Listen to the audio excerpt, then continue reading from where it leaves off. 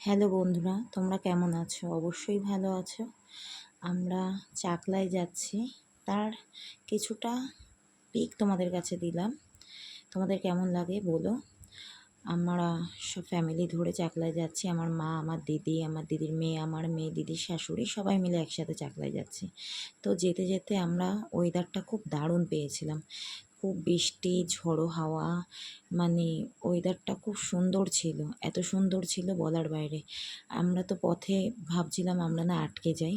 তো ঠাকুরের ইচ্ছায় ঝড়ে আমরা আটকাইনি, কিন্তু আমরা আটকে গেছিলাম বৃষ্টিতে। প্রচণ্ড বৃষ্টিতে আমরা রাস্তায় দাঁড়িয়ে যেতে হয়েছিল।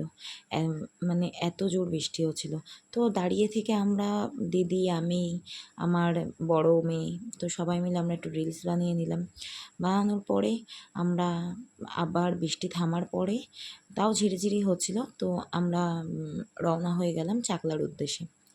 তো চাকলার উদ্দেশ্যে রওনা হওয়ার পরে আমরা চাকলায় ঢুকে গেলাম। ঢুকে যাওয়ার পরে তো তোমরা দেখতেই পাবে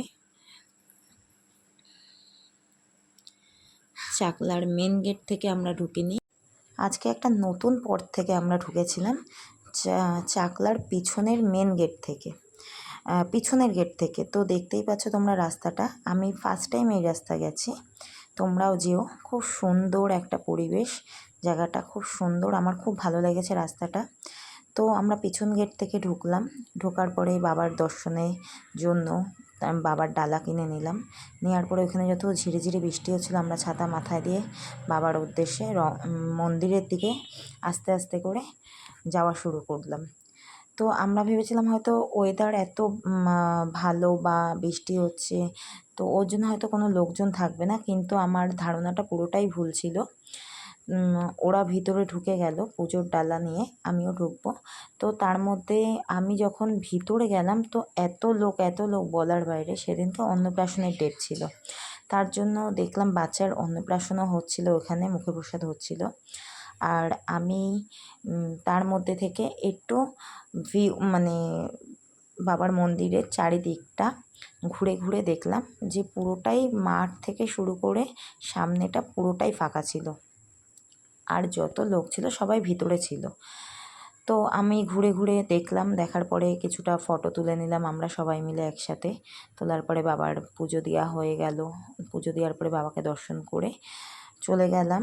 বাবার পুজো দেওয়ার পরে আমরা বাবার মহাপ্রসাদ গ্রহণ করার জন্য কুপনও কেটে নিলাম। তো আমার দিদির, মানে আমরা 5 জন ছিলাম টোটাল। তো আমাদের কুপনে 35 টাকা করে মাথা পিছু নিয়েছিল। তো কুপন কাটার পরে আমরা, এই যে বাচ্চাটার দেখো মুখে প্রসাদ হচ্ছে, আমি এখানে একটু ফটো তুলে নিলাম বাচ্চাটার। তো তারপরে চললাম মহাপ্রসাদ গ্রহণ করতে। আমরা সবাই এখানে বসে পড়লাম। বসার পরে সবাই একে একে লাইন করে করে ঢুকছে। ঢোকার পরে আমরা ওইখানে এক এক করে, খুব সুন্দর সিস্টেম, যে এক এক করে পাতা দিয়ে দিল, তারপরে জল দিয়ে দিল সবাইকে। যেই জগে করে ওরা জল নিয়ে নিয়ে ঘুরছিল, তো সবাইকে জল দিল। কিন্তু সবাই বোতল ক্যারি করো, কেননা সবাই ডেকে ডেকে নিয়ে আসতে হয় জলের জন্য। আর তারপরে মহাপ্রসাদ গ্রহণ করলাম। দেখে মহাপ্রসাদে ছিল হলো খিচুড়ি ভোগ, আর ছিল হলো লাবড়ার তরকারি, আর পায়েস। তো মহাপ্রসাদ গ্রহণ করার পরে আমরা বাইরের দিকে গেলাম। আর এতটা গরমে সবাই ভাবছে খিচুড়ি খেলে হয়তো কোনো কষ্ট হয় কিন্তু সেদিন ওয়েদারটা এতটাই ভালো ছিল যে আমাদের খিচুড়িটা মানে খাওয়ার পরে কোনো অসুবিধাই হয়নি, আরও ভালো লাগছিল।